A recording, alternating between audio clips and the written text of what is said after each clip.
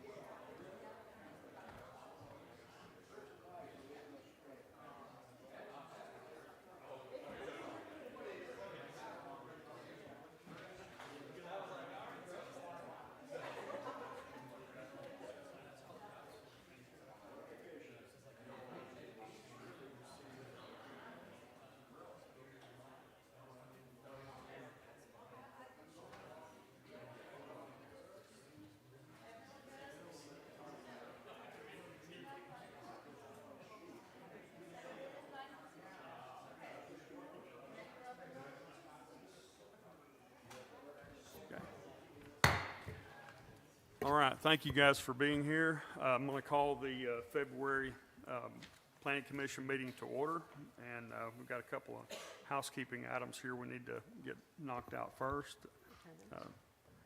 Commissioner Black, would you go ahead and take the roll, if you would? Miller, Here. Choate, Maffey, Hatley, Duffield, Edgell, Cothran, Clear, Here. and Mr. Keller. Present. We have a quorum. We have a quorum. All right. Okay, the first item up for discussion here is the election of the officers for 2026. What is your pleasure, commissioners? I make a motion, we keep the same officers that we have. I was afraid you'd say that. What was, no. All right, we have a motion and a second to reinstate the officers of 2025 on for 2026. All those in favor, acknowledge by saying aye. Aye. Any opposed? Hearing none, the motion carried. All right.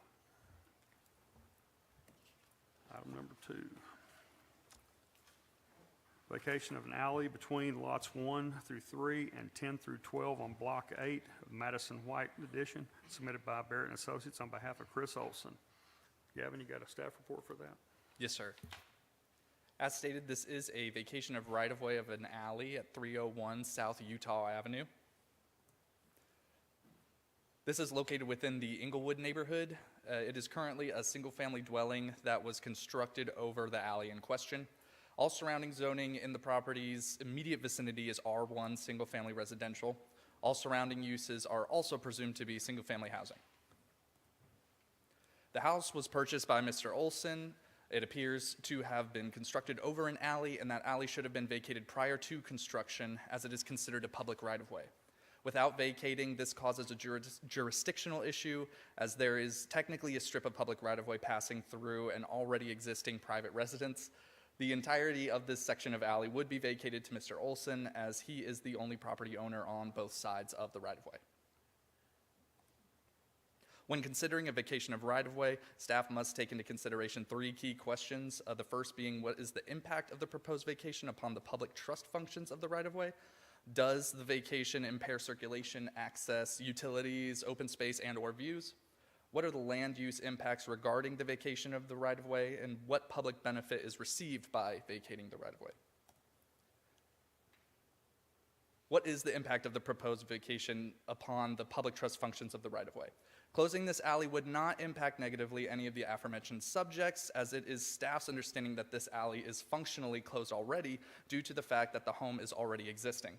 Additionally, utilities that have responded to requests for information regarding possible impacts to their infrastructure have indicated that they have no improvements that would be impacted by this vacation.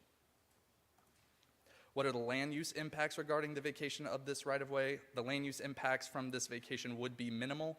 The alley currently runs through the middle of this pre-existing single-family residence. It is unlikely from staff's perspective that the public is currently utilizing this alley in any form or function. What public benefit is received by vacating this right-of-way? The most immediate public benefit would be clarifying jurisdictional boundaries between private and public property. Because this alley has been functionally closed due to the presence of the single-family residence, staff believes it would be in both the public and the property owner's best interest to provide clarity that the section of alley in question should be formally vacated. Therefore, it is staff's recommendation that the commission forward this application to the city council for approval to vacate this 120-foot portion of the 12-foot wide alley as a result of the findings below, that there is not an impact to the public trust, land use, or effects to the public benefit, and letters from utility companies provided by applicant release the use of the area to be vacated. Are there any questions for staff?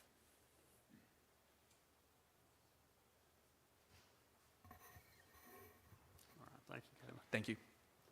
Dave, you got anything to add?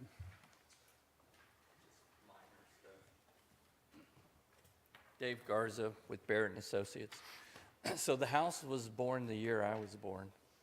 Wow, that's old. Yeah. Wow. 1832. No, 1960. So it's a pretty old house. With the alley there, you know, the city maintains the alley. No one's using those alleys. But if the city were to maintain the alley, then we would ask the city to replace the carpet in the living room because it runs through the alley, Mayor, and he's not listening. But anyhow, it makes perfect sense to do this because the house is already there and there aren't any utilities. That's all I have. Okay. Thanks, Dave.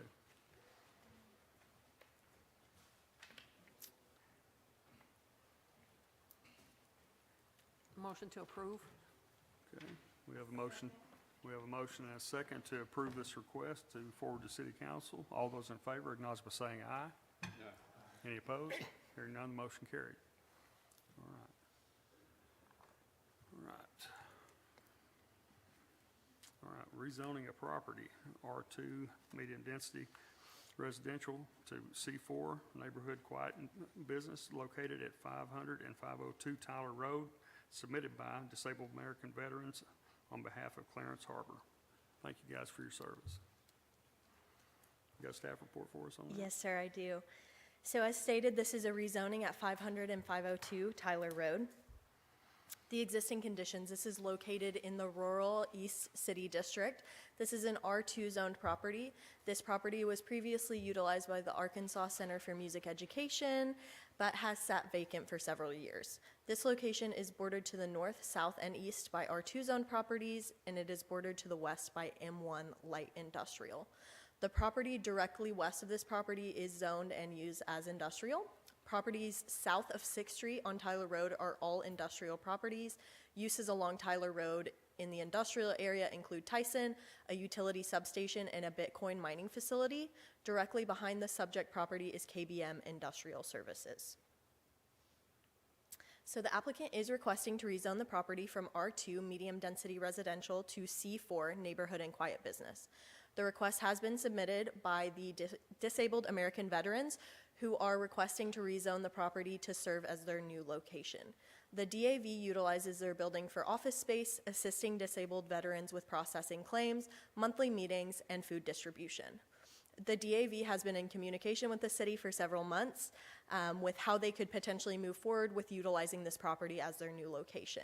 Many different options were considered and talked through throughout these different conversations, and the final proposal of rezoning the property to C4 was reached as an acceptable offer to both the DAV and the current property owner. So if you were on the commission in 2024, you may recognize this property because we did rezone it in 2024. It was rezoned from M1 light industrial to R2 medium density residential for the current owner to create a duplex development on the property. The current owner has not moved forward with these plans and now intends to sell the property to the DAV, contingent upon this rezoning. The rationale behind the C4 zoning is that it is in line with the comprehensive plan, but would still allow the DAV to utilize the site, or if the sale fell through for whatever reason, the applicant could still move forward with the duplex development in the C4 zoning.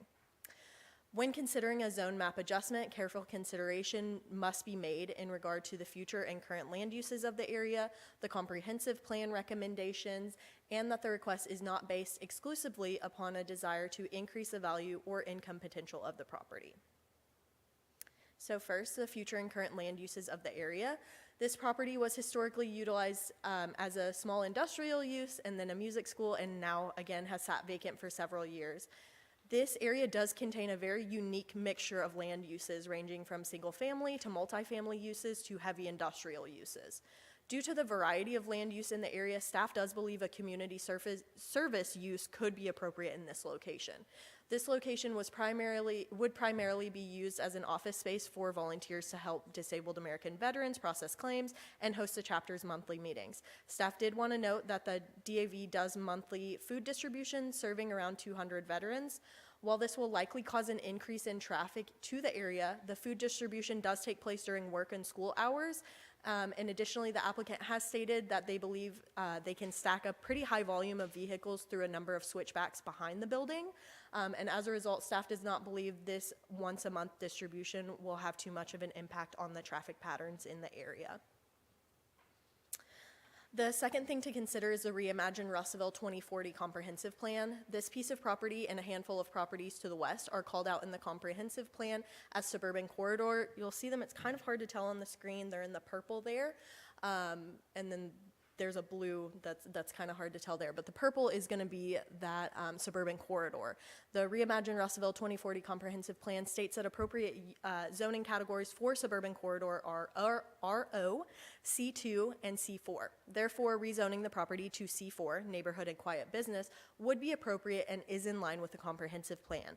Additionally, the comprehensive plan states that appropriate uses for suburban corridor do include offices. So while the technical use of on the business license for the DAV will be community service is not listed, the DAV building will primarily be used in a similar fashion to an office. Staff does acknowledge that this will be a spot zoning, which is typically not something that is supported. However, the rezoning does fall in line with the future land use plan in the comprehensive plan and does meet all other rezoning requirements. The third and final consideration is the value or income potential of the property. While changing a property from a residential zone to a commercial zone typically would increase the property value by virtue of potential future uses, the applicant is proposing to rezone it for a community service use and not a typical for-profit commercial use.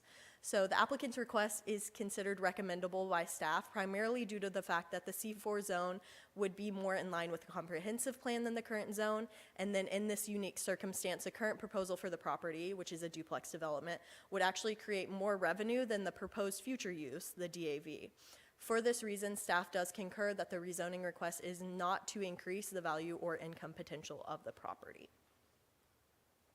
As a result, staff does recommend the commission forward this application to the city council for approval to rezone the property from R2, medium density residential, to C4, neighborhood and quiet business, as a result of the findings below. The application is in line with existing and future land uses in the area, suburban corridor.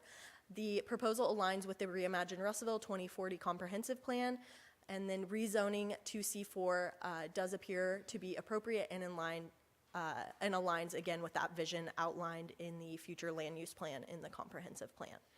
That is my staff report. Are there any questions for staff? Thank you, Victoria. Thank you, guys. Harry, we don't have you signed up to speak. Do you guys have any questions or have any comment or anything tonight? Okay. Sir, if you would, just state your name for the record once you get to the mic.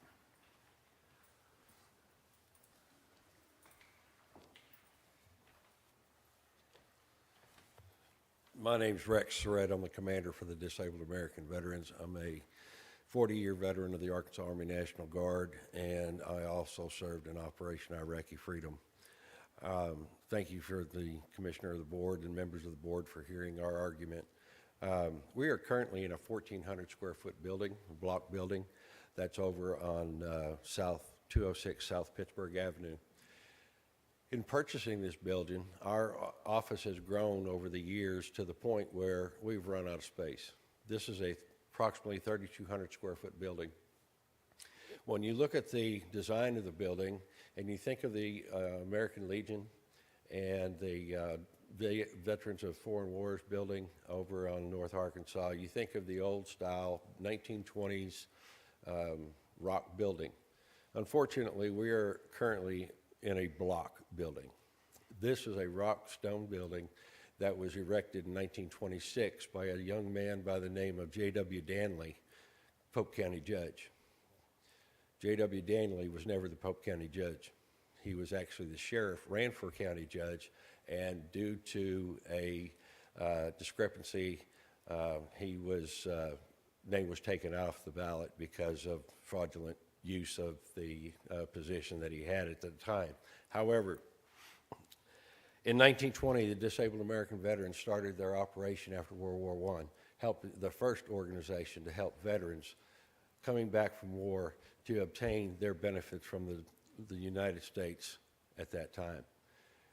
Last year, the Simpson-Turner Chapter 27 here in Russellville, Arkansas celebrated our 75th anniversary in this community. We want to continue that effort, and in order to do so, we have to enlarge our space that we're in. This is an ideal space for us.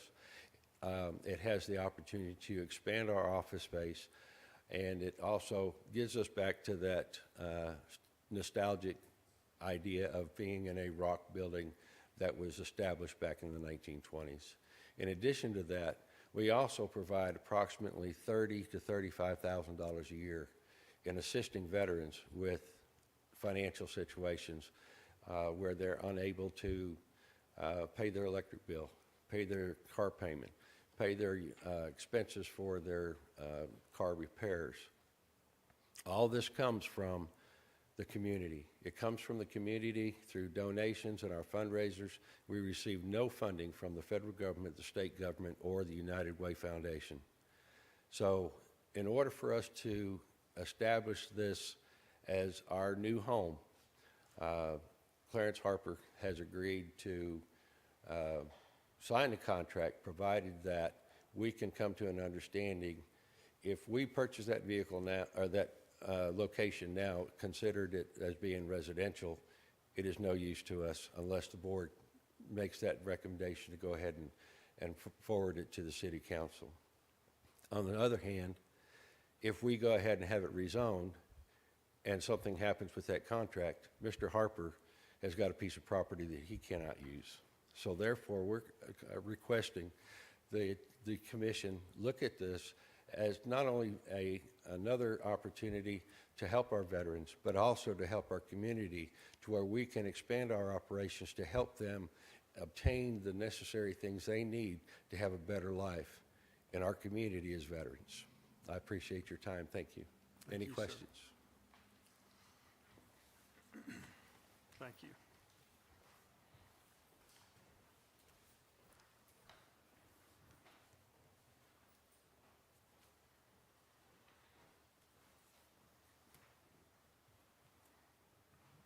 If there's nothing further, I would recommend approval of the rezone as recommended by staff.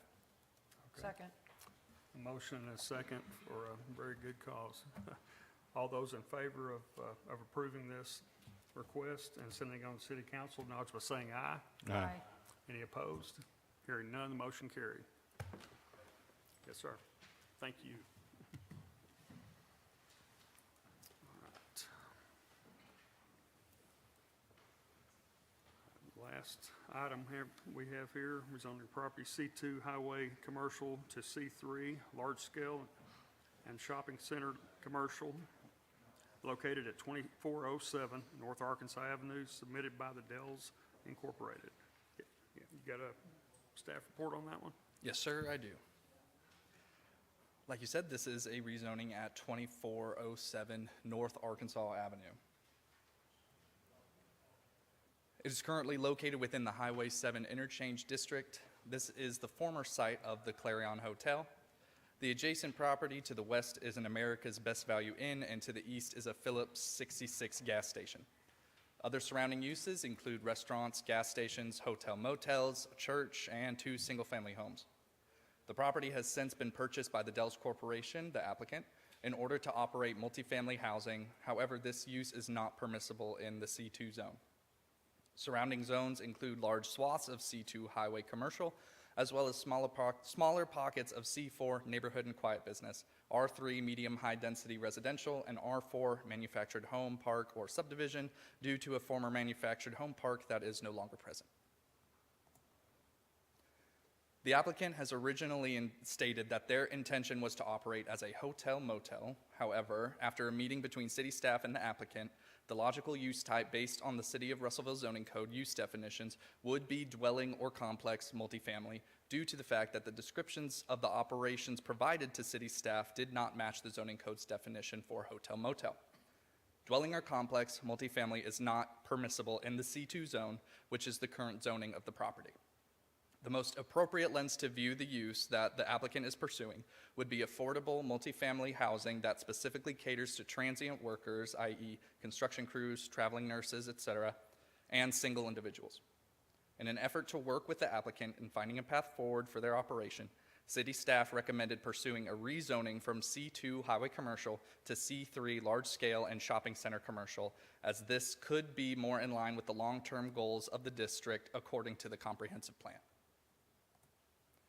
When considering a zone map amendment or rezoning, staff must take into consideration 3 key questions: future and current land use of the area, the reimagined Russellville 2040 comprehensive plan, and value or income potential of the property. Currently, the southern half of the Highway 7 Interchange District is predominantly comprised of hotel motels, gas stations, and restaurants. Bordering specifically to the south of the subject property begins the University Place District, which nearby comprises of 2 single-family dwellings, a church, Bonadia Trails and Wildlife Sanctuary, and further south, the Loft Apartments. The current zoning map for this area is somewhat of a patchwork, indicative of the increased development activity in this area over the past several years. Due to the presence of another apartment complex some 750 feet south of the subject property, as well as other uses that could be complementary to the C3 zone, i.e. restaurants, gas service stations, etc., a C3 zone could be appropriate in this district and match the current land use patterns of the area. If you will look at the screen, these are just a couple of figures denoting the current zoning map as well as the prescriptions given in the comprehensive plan. You will note that the large swath of C2 on the left-hand side is where the subject property is currently located, and it lines up with the suburban center prescription on the right-hand side. and you can see that patchwork of zoning just south of the property. One final figure, or other figure here, this is where C3 is currently permitted in the city or zoned in the city. There are only a few small pockets all north of Main Street. Reimagine Russellville 2040 comp plan. According to the comp plan, the prescription for this subject property, as well as most of the Highway 7 interchange district south of I-40, is suburban center, which recommends the C3 large scale and shopping center commercial zone or the C5 highway commercial casino zone. Given the location, C3 would make the most logical sense in this case. Ideally, suburban center would serve as a high-intensity commercial area that services surrounding residential uses and features pedestrian amenities. However, the table of permitted uses in the zoning code would also support higher density housing in the C3 zone. Staff would also like to note that this zone map amendment would constitute a spot zoning. However, since the target zone of C3 is directly in line with the comprehensive plan, this rezoning should still be considered well-founded. Given the already existing higher intensity of the southern half of the Highway 7 interchange and the suburban center prescription for the property, moving the property from C2 to C3 could be appropriate in this case. This is as it is written in the comprehensive plan. It is intended to be the largest commercial center in the city with expansive parking lots, box stores that connect each shopping center to make a large network of pedestrian amenities. It also notes at the bottom, related zoning is C3 or C5. Finally, value or income potential of the property. Generally speaking, moving from a lower intensity zone to a higher intensity zone does increase the value of a property due to the fact that that typically expands the possible commercial uses of the property. Moving from C2 to C3 would on paper likely have the effect of increasing the value of this property.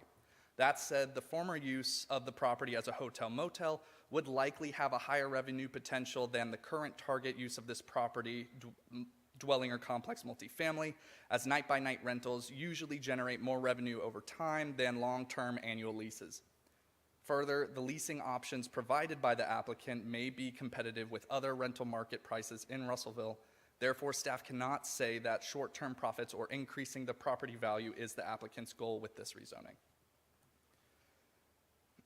Therefore, it is staff's recommendation that the commission forward this application to the city council for approval to rezone the property from C2 to C3 based on the following, or with the following conditions, that the applicant adjusts their City of Russellville business license from hotel motel to dwelling or complex multifamily.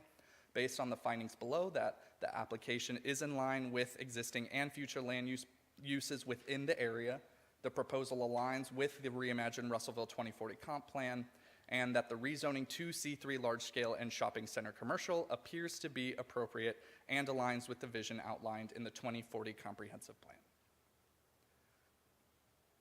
Are there any questions for staff? Thank you, sir. Is anybody, we don't have anybody signed up to speak, but if anybody'd like to. Okay, yeah, go ahead. State your name for the record when you get there, please.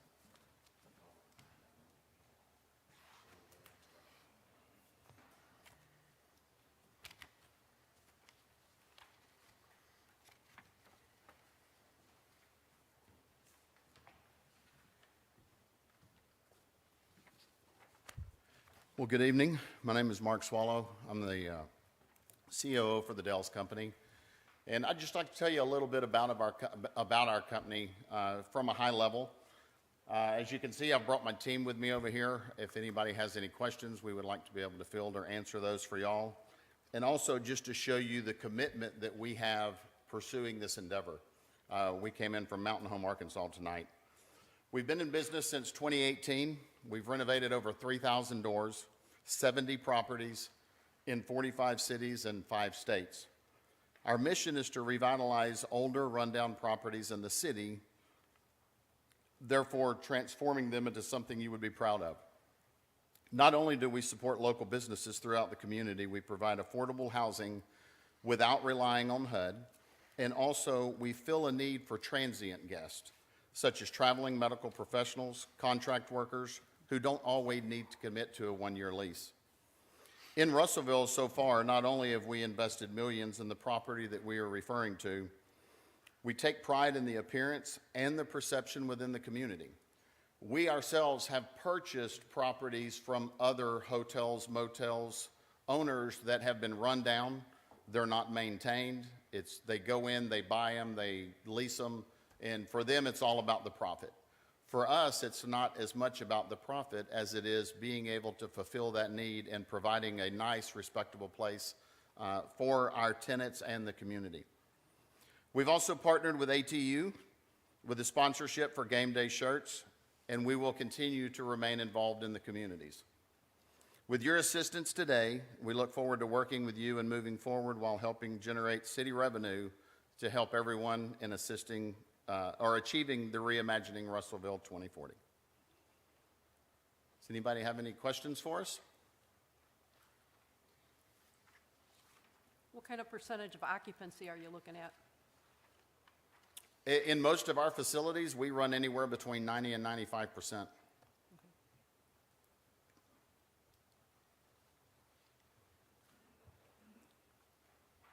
right, thank you. Okay, thank you. Appreciate it.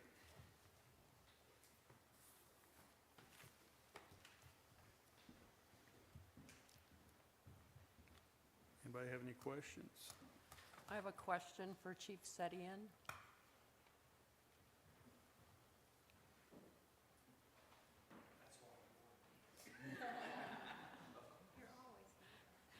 You had to come, didn't you? This is a conspiracy because Gavin wanted to make sure I was here. Oh, I didn't know. The property was rehabbed as a hotel motel. Is there any difference in the life safety codes for residencies as opposed to hotel motel? No, in the occupancy classification, we look at extended stay. Extended stay is defined as non-transient, and extended stay hotels and apartments are in the same classification. So when we looked at the upgrades and the way they do life safety, it all applied the same. So that didn't make any difference to us.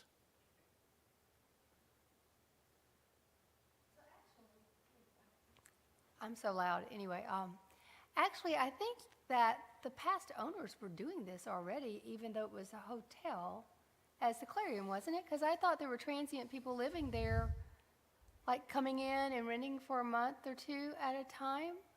Was that not the case? It's not going to make any difference, but I just thought that I knew of like A&O people that rented there for long periods of time, even if it was considered a motel. Yeah, so that may be the case. I will say there's just some slight differences in that even if it was like a month or two rental, this is going to be an extended period of time where there's like a contract and stuff like that. So that's kind of where the difference comes in, is the Clarion would still have like a night-by-night rental offering, whereas the Dells are not going to have that, if that makes sense.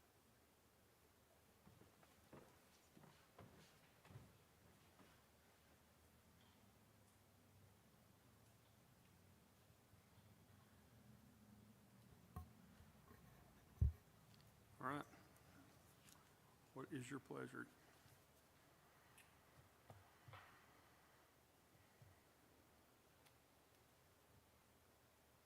Motion to approve. Okay. I would second the motion to approve as presented. I would like us to make sure that we are looking at this process and what has transpired and happened here, whether it's in long-range planning committee or some other committee of the planning commission, to ensure that our process has a framework that we can allow our city administrators to be able to function and govern a process like this, because I do think it has created a little bit of confusion for you guys, correct? That is correct, yes.